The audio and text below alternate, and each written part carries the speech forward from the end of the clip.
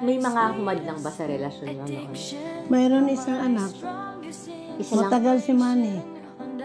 Si Manny, matagal mag-pausap sa amin. Matagal siya Mga mga 1 year kami hindi kinakausap. Oo, 1 year. Isang taon? Isang taon lang, pero nakita ni Manny nga nung buwan siya, totoo. Hindi pansin na niya. Paano nyo nasabing totoo si Michael? Paano nyo napatunayan? Noon sa umpisa kami nagsama, mag-away kami.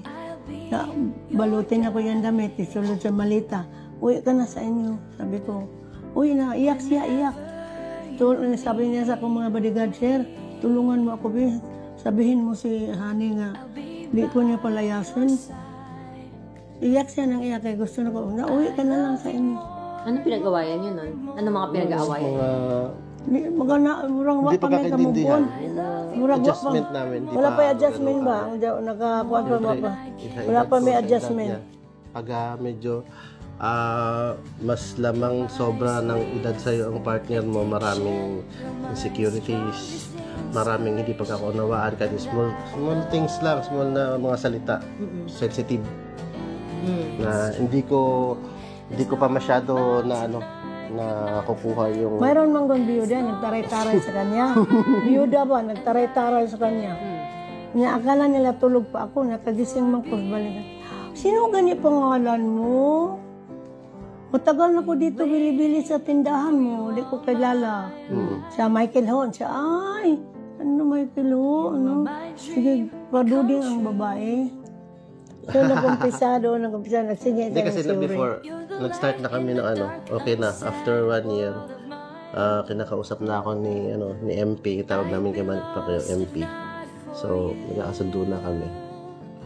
Ayun, nagpunta kami ng grocery store, tsaka yung boutique, yung mga damit. So, napalago namin ng more than 1 year.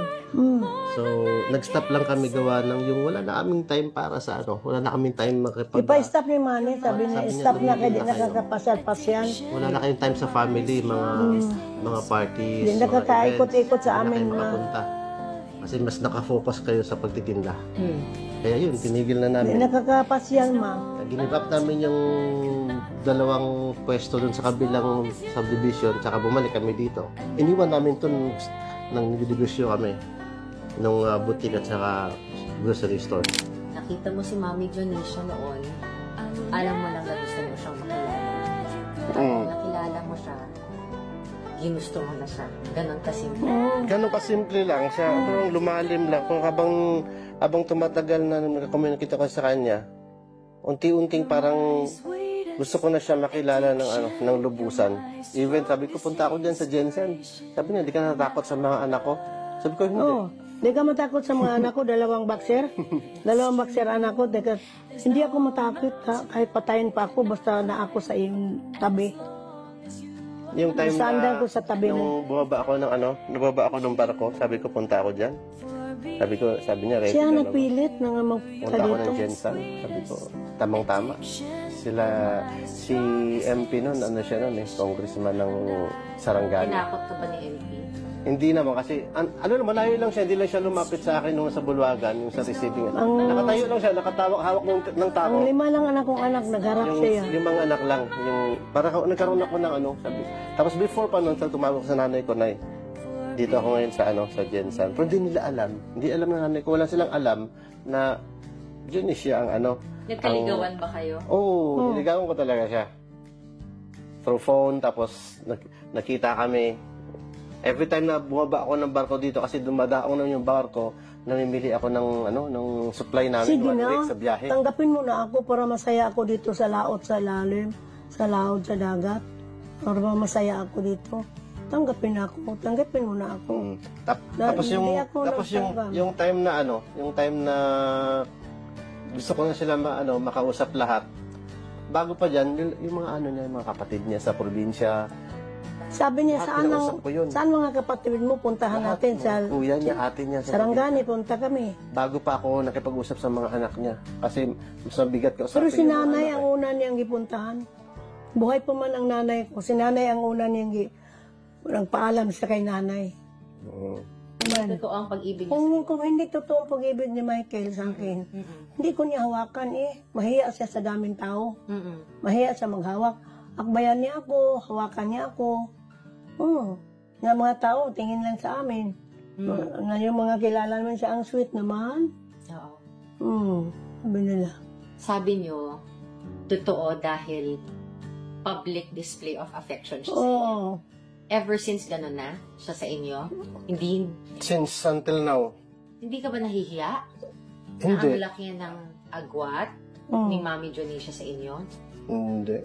Eh, Michael, sigurado ako hinarap mo rin yung sinasabing, ay nako, pera lang ang habol niyan. Sigurado na Oo, kadami mga Until ganun. now, kasi we're into social media. Oo. Bumuo kami ng sarili naming Facebook account and then into YouTube na rin. So, more on bashers tayo ngayon. Hindi mo maiwasan talagang napakaminsan mga below the belt, mga grabe na mga salita. So, hindi ko na pinapansin, hindi ko na iniinda yan. Kasi once na, hindi mo naman kasi pwedeng itago yung nararamdaman mo. Hindi man siya kung totoo. nag-ano ka, Sinabi sa mga nagsisinungaling tao, ka, pera o lang. Hindi. naging ano ka, Hindi. Hawa ka- ko siya, hindi maghingi. hindi ka totoo sa partner mo, hindi mo maitago yan for almost 11 years. Lalabas at lalabas kung ano talaga ang intention mo sa partner mo. Matindi ka rin kasi para panindigan mo kahit anong isipin sa'yo ng tao. Before, sobrang naramdaman ko yung sakit. Sabi niya sa akin, Pero habang tumatagal, patunayan ko sa imo kamatayan lang ang hiwalay natin. Sino ang mauna sa atin, kamatayan lang maghiwalay sa atin. Sabi niya. Gusto tatay mag-abroad, yung ko tay. Kung gusto mag-abroad si Michael, okay lang, kay gusto man ninyo. Pero kung mag-abroad ni si Michael, huwag kayo mag-asa nga kami pa ni Michael. Hindi man siya mag-abroad kay siya. Hindi ko mag-abroad tayo, ayaw ko mag-abroad kay kung mag-abroad ko, hiwalayan man ko niya tay. So, tatayin niyo rin, may pangarap pa para sa'yo. Oo. kasi nga, kasi mga kakapatid, mga seaman din na kapatid ko. And then, mayroon din ako kapatid na nakabase na rin sa San Diego, matagal na. So, kahit paano, lahat po kasi kami, graduate ng college. Mga professional na rin. So, may kanya-kanyang buhay. So, bilang bunso, may sarili akong desisyon, may sarili akong buhay na gusto kong gawin. Yun ang ginawa ko. At saka yung desisyon na ginawa ko, yung mapunta ako sa kanya. At naging magkasama kami sa isang bahay.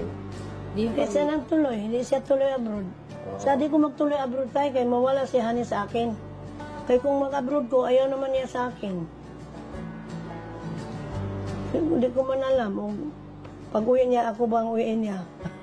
So, ayaw rin siyang paalis na. Kasi nga, di ba, paniniwala niya pag seaman. Pag siman, daming puntahan. Ano mga ang line ng mga sa mga seaman? In every Every port, report. report. Every port, report. Sabi niya, yun ang mga paniniwala niya na every report ng May mga seaman. kapitbahay manggod ko dyan sa labangan, sa labangan pa ko. Seaman sila, pero pahirap nila, ano man. Piting hirap, ay ang laki, bisyoso. Bisyo. Pwede mo naman siyang alagaan na hindi bilang asawa o kasintahan, di ba? Oo naman. Bakit mo piniling bilang kabiyak o bilang partner? Hindi ma-explain pero ginusto ko siya eh. Hindi ko ma-explain pero yun ang naramdaman ko eh. Ginusto ko nga. So, minahal ko, ginusto ko, kaya yun lang. hindi mo siya ma-explain ang nararamdaman mo. Masaya ka kasama siya. Even magbabakasyon ako sa amin, kahit nung last, umuwi ako sa Iloilo. Noon, kwento ko, noon, nagkasakit ako 8 months dito sa bahay. Kaya, papunta ko ng CR, pagtayo ko, din ako katayo, luya na. Ang hina na ko, doon lang ako narinig, nag-iyak siya. Honey, wag mo ako iwanan, maawa ka naman sa akin. Nagsabi ang pinsan ko nga, pating hilak ni Michael Gaw, gidakag ospital, gidala ko ng ospital, wala ko malay. Dinala na ko ng ospital, iyak nang iyak si Michael ha. Gaw, iyak nang iyak si Michael. Han, gano'n na yung mukha ko. Huwag mo ko iwanan. Sabi niya, nag-iyak siya. Diyan nakita sa mga kamag-anak ko. Sa banyo. Nagkasakit siya ng 8 months. 2 beses na siyang nagkasakit ng 8 months. Kami lang dito. Diyan lang ako sa tabi niya.